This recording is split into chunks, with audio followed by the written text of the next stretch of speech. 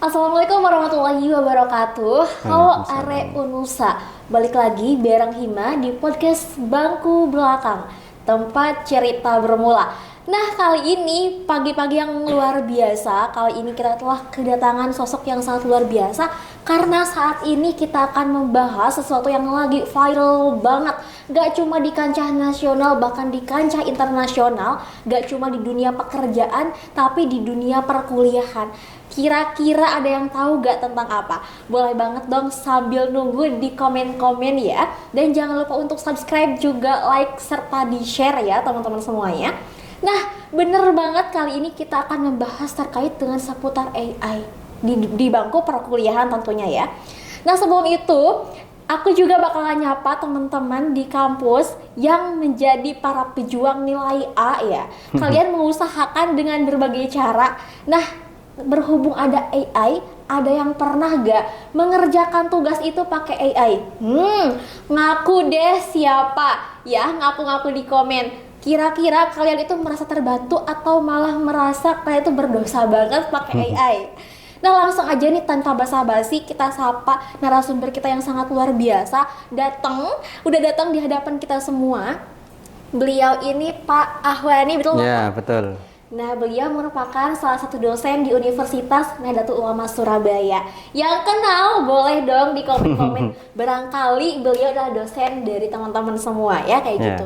Bapak gimana kabarnya, Pak? Alhamdulillah baik. Pak, bener gak sih AI ini menjadi perbincangan gak cuma di kancah perkuliahan, pekerjaan tingkat nasional, tapi juga di kancah internasional, Pak? Ya, betul sekali, karena memang di dalam beberapa waktu terakhir ini hampir semua jenis pekerjaan, interaksi manusia, termasuk di dalamnya adalah di bangku perkuliahan, itu sudah terimbas adanya AI.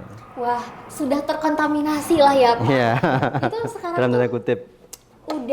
udah berbagai macam masuk, nggak cuma ada Gemini, ChatGPT ya kan, Brandly. wah saya nggak tahu nih, berarti banyak banget yang belum saya tahu ya. Barangkali teman-teman juga kan ada yang bikin PPT secara Tom otomatis. AI. Iya.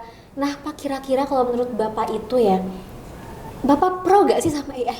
Ya, AI ini saya melihat sebagai sebuah keniscayaan, Mbak Ima. Keniscayaan. Kira-kira keniscayaan seperti apa sih? Artinya Gitu. gini, kita ini kan hadir dan berada di era yang digital seperti ini. Kita nggak bisa menolak zaman seperti ini. Kita harus hidup adaptif terhadap perkembangan zaman. Makanya istilahnya Ki Hajar Dewantara itu ada namanya kodrat alam dan kodrat zaman. Nah, ini memang kodratnya seperti itu. Oh, seperti itu, Pak. Nah, kalau menurut Bapak berarti menjadi dewa penolong dong bagi mahasiswa. Kita tidak bisa mengatakan AI ini sebagai dewa penolong ya. Nanti seolah-olah mahasiswa kecanduan pakai AI. Nah, terus gimana nih? Jadi makin penasaran sih gitu, Pak. Jadi AI ini kalau saya secara pribadi menganggap ini adalah sebagai teman. Teman. AI ini sebagai teman, bukan sebagai tuan. Teman tapi bukan tuan. Bukan tapi tuan. teman juga, Pak, kadang-kadang berkhianat. Jangan curhat, Pak. Bener, Pak. Contohnya AI juga pernah berkhianat. Gimana? Gini nih, teman saya tuh pernah, Pak, bercerita ketika mereka mengerjakan UAS itu, udah nyobain pakai AI katanya biar simple. Dikiranya dia bakal dapat nilai 100, Pak. Ternyata justru sekitar 60-an, Pak, nilainya. Jadi kan mereka berkhianat, Pak, kayak gitu. Lantas bagaimana sih, Pak, pandangan Bapak terkait hal tersebut gitu? Ya, baik, Mbak. Jadi saya lanjutkan tadi bahwa memang AI ini harapannya memang menjadi teman, partner berpikir, bukan sebagai tuan. Jadi kita kasih prompt di ChatGPT atau di Meta, kemudian kita salin, kita kirimkan. Kalau seperti itu kan seolah-olah kita disetir sama AI itu. Nah, bagi kita sebagai dosen, tentu kita juga harus adaptif terhadap ini. Tidak bisa mentah-mentah, wah dapat dari AI, berkhianat ke kita kirimkan harapannya nilainya 100 sampai 60. Dosen juga saat ini adaptif terhadap hal itu. Misalkan ketika saya menguji skripsi, melihat makalah, artikel mahasiswa, saya secara langsung itu bisa membedakan bahwa ini karya mahasiswa, ini cari di Google, ini copy paste, ini AI, insya Allah saya bisa. Nah guys, hati-hati loh ya. Dosen udah pada tahu tuh cara membedakan kalau misalnya kalian itu mengerjakan pakai AI ataukah pakai otak kalian sendiri. Tapi kok bisa sih Pak sampai sedetail itu, gimana membedakannya? Nah, kalau dosen kan sudah hampir setiap hari itu membaca baik makalah, artikel maupun bimbingan skripsi ya. Yang pertama dari gaya bahasa itu sangat kelihatan. Oh ya?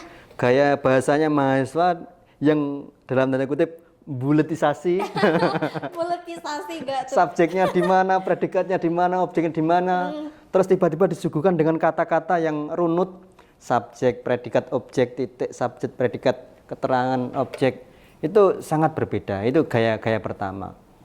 Yang kedua, kalau memang itu artikel draftnya panjang, kita kan tidak susah ya. Kalau dulu kita mengenal ada namanya Turnitin. Untuk ngecek apakah ini plagiat dari Google, dari artikel. Tapi kalau AI sekarang kan sudah ada Zero GPT kalau nggak salah. Itu bisa untuk ngecek apakah ini benar-benar karyanya mahasiswa atau justru ini adalah ngambil dari AI. Tapi Pak, kan ada juga ya kayak sistemnya itu kayak parafrase kan. Tapi mahasiswa itu justru malah parafrase juga di AI tersebut. Kira-kira itu berpengaruh nggak sih Pak? Nah, ini kan parafrase adalah bagian dari upaya mahasiswa ya, biar nggak kelihatan banget gitu, disalah-salahkan dikit gitu ya. Bagi kita sebagai dosen, saya pribadi melihatnya memang tetap bisa kok kelihatan bahwa ini karya asli atau tidak. Gitu. Iya, karena memang rasanya itu kerasa banget gitu, kerasa banget gaya bahasa, artikel, tulisan. Ini ngambil nggak ngambil, meskipun di parafrase itu terasa, membacanya itu terasa. Berarti gini ya Pak, kayak bahasa yang bermula dari teknologi dan bahasa yang bermula dari hati dan otak itu berbeda. Nah, berbeda, gaya bahasa setiap orang itu berbeda-beda. Oh gitu. Tapi Pak, tadi pernah dengar kata Bapak kan antara menjadi teman dan juga tuan. Tadi kan menjadi teman. Kalau jadi tuan emang gimana Pak? Kalau jadi tuan seperti ini. Jadi kita itu seolah-olah diperdaya sama AI. Contohnya Pak? Contohnya misalkan seperti ini. Ada tugas nih, coba analisis kasus implementasi Pancasila di lingkungan masyarakat. Nah, dia pasti akan mencari informasi di AI. AI itu kan dia hanya penyedia data, dari data itu kemudian dianalisis dia, kemudian disuguhkan ke kita. Yang disuguhkan tentu lingkupnya sangat luas, bisa jadi secara global. Tapi kalau ini adalah gaya mahasiswa berpikir, cara dia berpikir, pengalaman saya, cara berpikirnya dia ada di lingkup yang ada kalau di Unusa ya di Surabaya. Sehingga kasus-kasus yang diangkat adalah kasus-kasus di Surabaya, di sekitar gitu. Tapi kalau di gayanya AI, dia akan luas. Global ya Pak? Tapi tergantung dia nanti bisa membuat prompt yang memang spesifik atau tidak. Nah itu bisa jadi mempengaruhi bagaimana kita menilai. Oke Pak. Nah terus Pak, kan otomatis kalau misalnya di perkuliahan nih, kita kan belajar bagaimana berpikir secara kritis, mengkritisi sesuatu lah, apalagi yang dosen tugaskan ke kita. Itu kan tugas agar kita tuh beda lah Pak antara siswa dan mahasiswa. Kita harus lebih jangkauannya luas secara pola pikir. Nah, apakah AI ini justru menjadi penghambat kita untuk berpikir kritis? Karena kan ada dosen Pak yang memang beliau itu gak boleh pakai AI karena itu tuh merusak citra kekritisan otak kita gitu. Ya, jadi singkatnya seperti ini. Di AI sebenarnya di perguruan tinggi itu sudah mengeluarkan panduan penggunaan AI untuk perguruan tinggi, itu sudah ada. Oh, ada? Sudah ada panduannya. Apa yang harus dilakukan dosen, apa yang dilakukan oleh mahasiswa itu sudah ada. Nah, apakah nanti setelah muncul AI kemudian tingkat level kritis mahasiswa itu semakin turun, atau justru bisa meningkat, atau justru malah biasa-biasa saja? Semua tergantung bagaimana penggunanya.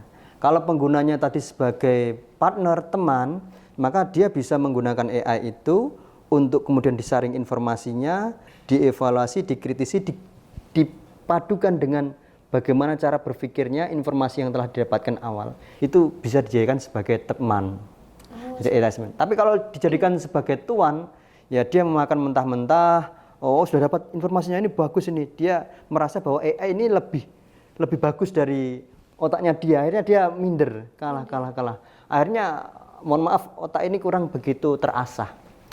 Ibaratnya kalau kita sering olahraga, sering lari, fitness, otak kita, fisik kita itu kan semakin kuat. Tapi kalau kita mager, milenial ini mager-mageran, nah, itu kan fisik kita akan lemah ya. Nah, otak juga gitu. Otak kalau sering dilatih ya maka akan tajam, akan kritis. Tapi kalau otak dimanjakan ya seperti itu, Mbak. Nah, tadi kan Bapak pernah menyinggung bahwasanya sudah ada panduan khusus untuk penggunaan AI di perguruan tinggi.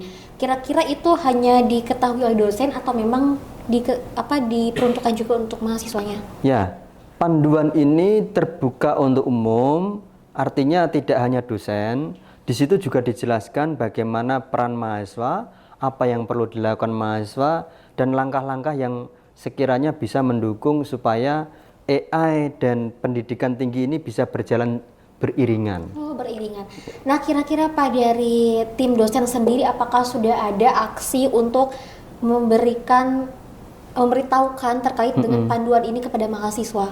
Ya, kalau di panduan ini sudah di-share berkali-kali ya, di grup-grup dosen, di grup-grup perguruan tinggi sudah di-share, bahkan diunduh secara umum itu juga sudah ada, dijelaskan secara umum, sehingga saya pikir bagi mahasiswa yang memang tertarik atau bisa mencari informasi itu ya tinggal diunduh saja gitu, karena ini kan informasi secara global, umum ya, luas, bisa diakses oleh siapa saja. Nah Pak, ada pertanyaan titipan juga nih ya Pak. Katanya teman aku tuh pernah nanya, kira-kira kalau semisalnya kita ngerjain pakai AI ini, apakah kita juga bisa dibilang curang kah gitu? Kira-kira curang nggak Pak?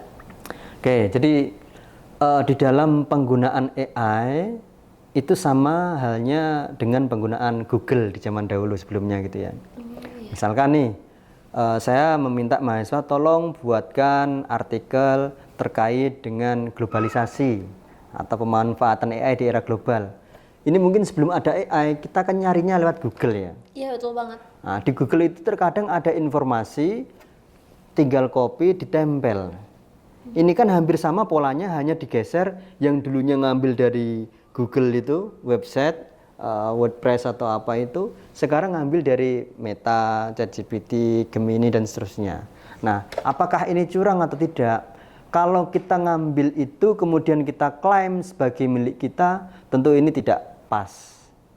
Karena itu karyanya orang lain, bukan karyanya diri kita sendiri. Apalagi diklaim tugas nama dari Mbak Ima, NIM dari ini, prodi ini. Artinya kan ini seolah-olah miliknya mahasiswa. Padahal itu kan bukan miliknya mahasiswa. Tentu ini tidak pas. Nah, lalu langkah yang tepat seperti apa? Kita ini kan dianugerahi oleh Tuhan dengan daya pikir dan akal yang sangat luar biasa. Yang ini membedakan dengan makhluk Tuhan yang lain. Betul banget, setuju Pak. Nah, ini kalau hewan, coba lihat dari dulu rumahnya hewan, rumahnya semut, rumahnya lebah, dari sejak sampai kecil sampai sekarang kayak gitu terus. Iya. Tapi kalau rumahnya manusia, rumahnya manusia dari sampai kecil sampai sekarang variasinya banyak sekali itu. Iya, benar banget. Karena manusia itu punya akal, maka dari itu gunakan akal kita ini untuk bagaimana mengevaluasi, menganalisis, jangan makan mentah-mentah yang ada di AI. Pertanyaan berikutnya, apakah AI ini pasti benar? Kira-kira pasti benar apa enggak? Ya kayak tadi Pak, dihianatin kan teman aku jadi lanjut dulu gitu kan. AI ini kan dia hanya mencari. Kalau pas yang dicari ketemu yang benar, kalau yang dicari pas ketemu yang enggak benar. Berarti AI ini juga bisa nyasar Pak, salah sasaran gitu nyari. Secara sederhananya kayak gini, sebelum muncul AI itu kan mahasiswa carinya lewat Google, makalah, artikel di Google. Nah, mahasiswa nyari di Google, ketemulah sebuah makalah, ternyata yang membuat makalah ini anak SMA. Di copy dijadikan makalahnya dia. Apakah bisa memastikan bahwa makalah atau naskah yang disusun ini memang valid, kredibel seperti itu? AI juga gitu. Saya tidak yakin apa yang ada di AI itu pasti benar, karena dia itu kan mengumpulkan beberapa data yang ribuan bahkan jutaan itu.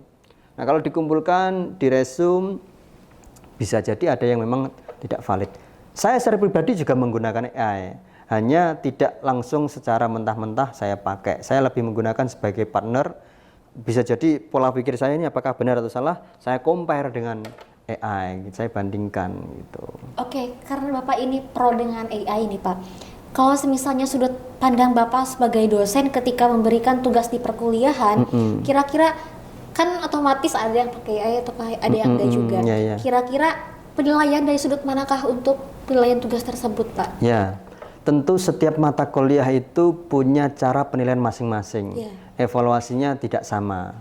Nah, khusus di mata kuliah saya, di mata kuliah kewarganegaraan, kita sudah dikasih rambu-rambu namanya CP, capaian pembelajaran. Ibaratnya orang lari ya, finishnya sampai ke sini.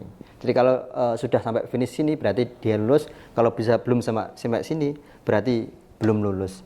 Nah, penilaiannya seperti apa? Kalau di mata kuliah saya itu tidak lagi membahas tentang apa, siapa, di mana gitu. Tidak lagi seperti itu. Tapi lebih pada bagaimana, mengapa, prediksinya seperti apa, sehingga cara berpikirnya itu tidak lagi soal memahami, tapi lebih pada menganalisis dan mengkreasi. Nah, levelnya nanti kalau di taksonomi Bloom itu lebih tinggi. Kalau misalnya dari Bapak sendiri, ada gak sih Pak ajuan misalnya dari Bapak untuk kampus itu mengadakan bagaimana kita sebagai mahasiswa itu, baik untuk dosen juga, bijak dalam menggunakan AI? Ya, penting. Bagi saya penting, dan UNUSA sudah mengawali, itu ada kuliah pakar AI ya, secara rutin ya. Betul banget. Itu sampai seri berapa ya Pak? Sampai seri 12 kan? Ya, berseri-seri itu. Pakarnya luar biasa sekali itu. Dan saya sangat setuju sekali, karena saya juga secara aktif meneliti terkait dengan digital citizenship, yang mana di situ dijelaskan bagaimana sebenarnya norma-norma etika dalam navigasi internet. Karena banyak juga kan yang akhirnya tidak tahu bagaimana menggunakan AI, teknologi digital ini secara bijaksana.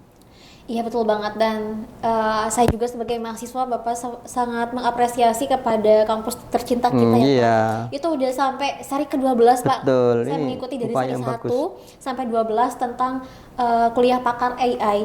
Jadi memang kampus kita juga sangat beriringan dengan teknologi saat ini gitu. Sangat adaptif. Jangan sampai kan kita juga tertinggal, tapi bagaimana kita juga bijak dalam menggunakannya. Mungkin ini juga relevan Pak dengan apa yang kita bahas saat ini. Semoga teman-teman yang emang di luaran sana lagi ngerjain tugas atau bingung carinya kemana, boleh kalian temenan sama AI.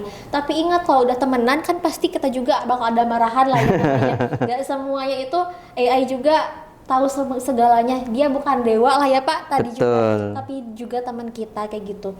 Nah Bapak, kalau semisalnya Bapak sendiri, gimana sih Pak cara Bapak itu agar bisa memanajemen kebijakan diri gitu? Kan ada Pak waktu tertentu itu saking capeknya, saking mumetnya pengen instan gitu. Ya baik, tentu setiap orang punya dinamika yang tidak sama ya. Ada kalanya waktu senggang sehingga waktu untuk berpikir itu luas sehingga bisa maksimal. Ada yang dalam waktu mepet, dalam tempo singkat-singkatnya harus selesai. Nah, kita memang bisa dan memang banyak diantaranya menggunakan AI ini sebagai langkah yang instan. Tapi sekali lagi, jangan dimakan mentah-mentah. Tergantung bagaimana nanti kita bisa memanage tadi, supaya ide-ide itu kita compare dengan ide-idenya kita. Jadi ketika kita dapat tugas, lagi capek, nggak punya ide, AI itu bisa untuk memantik ide-idenya kita supaya muncul. Nah, bisa jadi idenya kita dikombin dengan idenya AI, atau idenya AI kita kembangkan lagi biar lebih menarik, seperti itu. Oke, Bapak ada solusi juga kak, kira-kira teman-teman itu harus nyari referensi dari mana sih biar apa yang kita cari dari AI itu bisa kita juga implementasikan referensinya dari jurnal-jurnal gimana Pak? Karena yang kita bahas terkait dengan AI, kalau saya secara pribadi ketika menggunakan AI khususnya ChatGPT, di situ ada namanya konsensus. Nah, di konsensus itu teman-teman bisa nyari referensi yang referensi itu berasal dari jurnal-jurnal yang bereputasi, tergantung promnya teman-teman nanti seperti apa. Contoh misalkan, kalau di era saat ini kan yang menjadi trend centernya artikel berkualitas itu kan Scopus. Nah, saya akan membuat, tolong carikan saya artikel tentang ini yang berasal dari jurnal Scopus terbitan tahun sekian dengan referensi sekian, nanti kita bisa cek. Setelah dia munculkan referensinya apa, kita cek beneran itu dari Scopus apa enggak, jurnalnya bereputasi apa enggak. Nah itu nanti kita bisa pakai. Karena kalau kita nyari secara manual gitu ya, mungkin butuh waktu sehari. Iya, tapi kalau pakai ChatGPT yang menggunakan konsensus, itu dia bisa dengan cepat karena kan dia memang mesin pencari ibaratnya. Mesin mencari, Pak. Gitu. Nah, Bapak kalau misalnya Bapak mengetahui mahasiswa Bapak ada yang menggunakan AI, Bapak biasanya meresponnya bagaimana, Pak? Ya, pernah suatu ketika, Mbak, jadi pas ujian skripsi itu. Sumpah, Pak, Ujian skripsi. Wah, iya. ayo aku siapkan skripsinya pakai AI. Ada. Aku sempat kepikiran niat, baru niat itu udah dosa loh, nggak boleh. Gimana Pak? Jadi Pak? ujian skripsi, kemudian saya yang uji, dan saya sangat menguasai konten itu. Kebetulan penelitian saya terkait dengan itu, dia mengangkat konten tentang itu, namanya profil pelajar Pancasila, kala itu kontennya. Nah, karena dia menggunakan AI, dia mungkin mau memparafrase dan seterusnya. Yang paling ketara, kelihatan sangat jelas itu dari profil pelajar Pancasila menjadi profil siswa Pancasila. Enggak ada profil siswa Pancasila itu. Siswanya dong Pak. Iya, jadi kan? dia niatnya AI itu memparafrase, karena kan pelajar dengan siswa itu kan setara lah. Iya. Biar nggak kena tapi malah nggak tepat. Dan analisisnya pun karena saya sangat menguasai itu, jelas ini bukan bukan manusia lah ya, iya, sangat-sangat jelas sekali. Karena di lapangan memang tidak seperti ini, dan dia kan mungkin informasi terkait dengan itu masih terbatas karena baru dan hanya dia ada di Indonesia, sehingga referensinya itu sangat terbatas kala itu, sehingga saya sangat tahu bahwa ini bukan AI. Dan ketika saya tanya, ya langsung ngaku. Ngaku Pak? Langsung ngaku. Akhirnya saya minta. Kebetulan memang itu diambil di bab 3 di bab 2 kajian pustaka, sehingga saya minta untuk bisa diperbaiki di poin-poin yang memang dia menggunakan AI. Tapi di poin-poin tertentu dia tidak menggunakan AI, ya insya Allah kelihatan kok, karena dosen setiap hari itu membaca karya mahasiswa, merevisi itu insya Allah tahu. Tapi gila, seberani itu pakai AI skripsinya. Aduh, ini mah 11-12 kayak joki, cuma jokinya teknologi gitu kan. Gila sih. Ayo, di sini ada yang mau pakai joki AI? Ayo, pada ngaku nih. Bentar lagi dia udah skripsi juga Pak, teman-teman di sini. Ya, semoga lancar.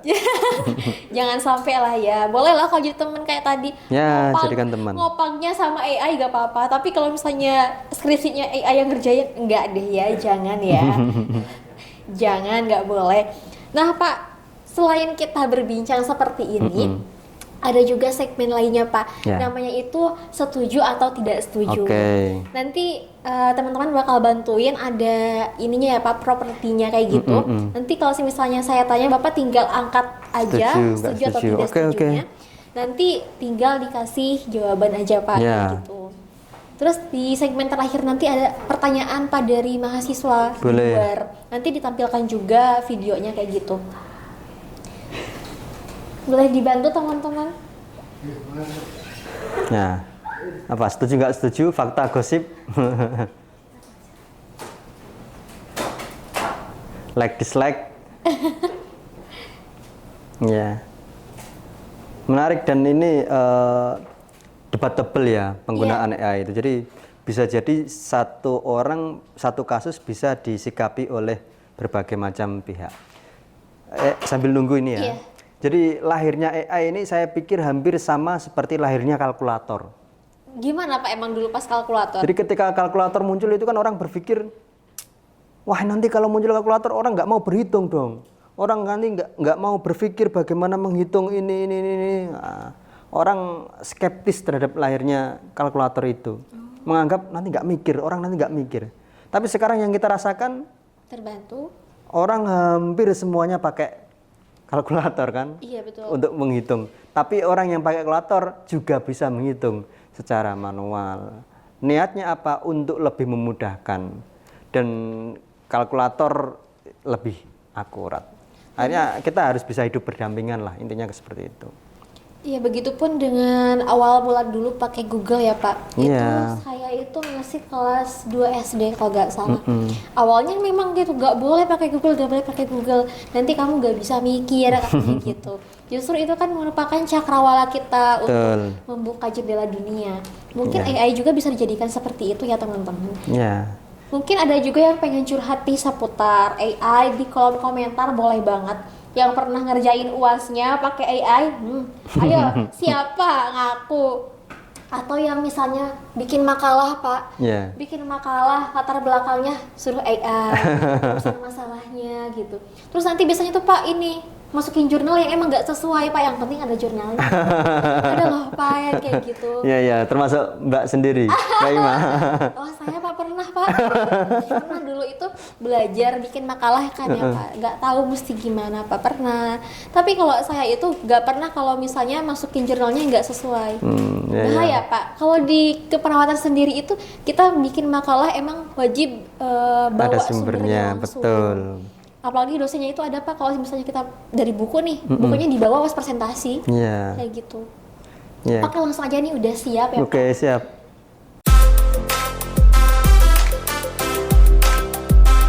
Like dislike. Yaps, betul banget. Nah yang pertama nih Pak, Bapak setuju atau tidak setuju? Setuju. Oh, belum ya? belum Pak ya. Belum. Kecepatan. Iya, sudah terinstall AI di sini. Iya ya, saking nggak mau kalah sama AI. Nah, pertanyaannya, AI akan jadi keterampilan dasar yang wajib dimiliki mahasiswa. Setuju atau tidak setuju? AI akan menjadi keterampilan dasar yang wajib dimiliki semua mahasiswa. Ya, saya mau menjelaskan kenapa saya setuju. Why? Mungkin lebih tepatnya bukan keterampilan dasar ya. Kalau keterampilan dasar itu kan lebih pada skill. Lebih pada kalau keterampilan lebih ke psikomotor dia. Tapi bagaimana orang itu bisa memposisikan diri dalam memanfaatkan AI? Memposisikan diri itu kayak gimana sih Pak? Ya, memposisikan diri itu artinya dia bisa menggunakan AI itu secara bijaksana. Contoh, dia menulis artikel tugas makalah tadi dari AI, dikasih namanya dia, dikasih name-nya dia, dikumpulkan. Itu kan bukan karya dia. Nah, meskipun yang ngasih prompt dia. Kita ya. Maka harus boleh ide-idenya dari situ, tapi kembangkanlah dari diri kita sendiri gitu. Oke, terima kasih. Kita lanjut nih yang kedua, Pak. Di masa depan, cara dosen mengajar harus berubah karena adanya AI? Iya, harus berubah. Kira-kira kenapa sih, Pak? Harus berubah. Jadi Power Ranger kah? Harus adaptif terhadap perkembangan zaman. Adaptif. Contoh di UNUSA saja. UNUSA ini kan sudah mengembangkan pembelajaran hybrid ya. Iya Pak, betul. Bisa online, bisa offline. Ini wujud nyata bahwa UNUSA berkomitmen untuk adaptif terhadap perkembangan zaman. Wih, keren banget. Kasih aplaus dong di kolom komentar ya. Kedepan juga akan seperti itu. Sehingga dosen-dosen saat ini juga memang harus akrab dengan AI itu biar tidak dalam tanda kutip diakali. Kita bisa ngecek tadi Zero GPT, ngecek bahwa sejauh mana atau sebesar mana ini adalah karya AI atau karyanya mahasiswa sendiri, itu kan bisa. Tapi kalau nggak adaptif ya kalah. Makanya tadi saya di awal menyebutkan kita perlu namanya memahami ada namanya kodrat zaman. Kodrat zaman ya teman-teman. Oke, nah yang ketiga nih Pak, mahasiswa yang tidak belajar AI itu nanti akan tertinggal di dunia kerja. Setuju atau nggak setuju? Ya, setuju. Setuju semua sih. Karena kita bisa dilindas oleh itu semua. Contoh yang sekarang ini terjadi. Kita ini kan hidup di antara gen Alpha, Gen Z, sama milenial ya. Kalau saya ini kan saya milenial, sebelum saya itu apa? Alpha. Kolonial itu termasuk mungkin usia-usia bapak saya ke atas. Itu ketika dia tidak adaptif menggunakan HP Android, Iya. itu kan dia akan ketinggalan, akan gagap. Iya sih Pak, bener Akan banget. ketinggalan, akan gagap. Akhirnya orang yang tidak adaptif itu dia yang akan tergilas. Coba bayangkan, mohon maaf, ojek-ojek pangkalan waktu saya kecil itu banyak sekali. Arah menuju rumah saya itu ojek-ojek pangkalan di gardu-gardu itu banyak. Tapi sekarang sudah tidak ada ojek pangkalan. Karena dia akan kalah terlindas oleh ojek-ojek online tadi itu. Itu bukti bahwa memang kita perlu adaptif terhadap perkembangan zaman. Oke, luar biasa banget ya Pak. Nah itu Pak udah 3 pertanyaan di segmen yang kelima ini terkait dengan setuju atau tidak setuju. Selanjutnya ada 1 segmen lagi Pak. Namanya itu berburu pertanyaan. Pertanyaan ini itu berasal dari mahasiswa kita sendiri. Boleh. Biasanya ketemu di luar, terus tiba-tiba ada yang nanya, langsung kita tag videonya. Nah kita langsung aja tampilkan videonya.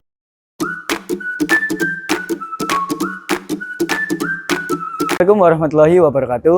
Perkenalkan, aku Aldin Taufal Al-Mufti dari Program Studi D4 Keselamatan dan Kesehatan Kerja semester 7. Untuk pertanyaannya, menurut Bapak seberapa pengaruh sih AI dalam kehidupan sehari-hari seperti pekerjaan, pertemanan maupun aktivitas sosial?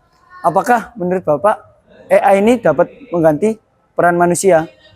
Terima kasih, sekian dari saya. Assalamualaikum warahmatullahi wabarakatuh. Langsung saya jawab, Mbak. Langsung aja Pak. Ya, AI tidak bisa mengganti manusia, tapi pada pekerjaan-pekerjaan tertentu AI bisa berperan sebagai partner, bahkan bisa berperan untuk menggeser pekerjaan-pekerjaan tertentu pada seseorang. Berarti manusia itu adalah mereka yang harus adaptif. Iya, harus adaptif. Jadi contoh misalkan analisis data, meresum, itu bisa dilakukan oleh AI. Gitu ya. Tapi kalau dulu misalkan ketika saya secara pribadi melakukan wawancara gitu kan, saya merekam.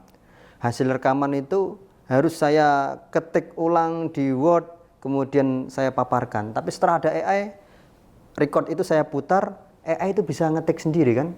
Enak banget itu sih. Iya, jadi ini bisa meninggalkan beberapa pekerjaan-pekerjaan. Oke, ada lagi pertanyaan? Tidak ada? Oke Pak, terima kasih banyak. Ternyata berburu pertanyaannya cuma 1 kali ini. Nah, terima kasih banyak Pak atas berbagi pengalaman dan juga cerita, baik sebagai dosen ataupun sebagai narasumber yang sangat luar biasa pada pagi hari ini. Nah, Bapak terima kasih juga telah menyempatkan hadir. Semoga kita dapat berjumpa di episode-episode selanjutnya. Kali ini kita akan closing, dan juga Bapak mungkin ada closing statement dari Bapak sebelum saya closing juga. Jadi seperti ini pesan untuk semuanya ya. Sekali lagi, manusia itu dianugerahi akal pikiran. Ini yang membedakan manusia dengan makhluk-makhluk yang lain. Bagaimana kita harus bisa adaptif terhadap perkembangan zaman, karena kemajuan ini sangat cepat. Saya bisa berpikir bahwa ke depan mungkin mahasiswa berangkat dari rumah ke kampus itu naik motor, naik mobil, naik kendaraan online. Bisa jadi ketika teman-teman nanti bisa jadi mbah atau mbah buyut, bisa jadi cucunya berangkat ke kampus nanti nggak pakai motor, bisa jadi pakai ini baling-baling bambu berangkat. Jadi bagaimana nanti kita bisa adaptif supaya kita tidak terlindas, dan teruslah untuk memanfaatkan akal pikiran kita, karena ini adalah anugerah dari Tuhan, jangan sampai disia-siakan. Baik, terima kasih banyak, luar biasa ya. Nah Bapak terima kasih. Semoga di masa depan kita bisa punya pintu Doraemon juga yang bisa kemana-mana langsung melalui pintu Doraemon berkat AI ya Bapak. Kan apalagi Gen Alpha saat ini tuh Pak jeniusnya luar biasa. Mungkin mereka bisa menciptakan pintu Doraemon sesungguhnya di dunia gitu kan. Nah, buat teman-teman juga kalau ngerjain tugas pengen dapat nilai A, jangan cuma langsung kopas-kopas dari AI ya. Dan juga teman-teman kalau lagi UAS, UTS jangan minta yang ngerjain itu AI, karena mereka itu enggak selalu bener gitu kan. Tadi juga ada yang cuma 60 doang dapatnya kayak gitu. So, jangan lupa untuk terus pantengin podcastnya Bangku Belakang. Jangan lupa juga di-share, di-komen, subscribe, dan tentunya jangan lupa nantikan episode-episode selanjutnya. Tetap di Bangku Belakang, tempat cerita bermula. Sampai jumpa. Bye-bye. Terima kasih.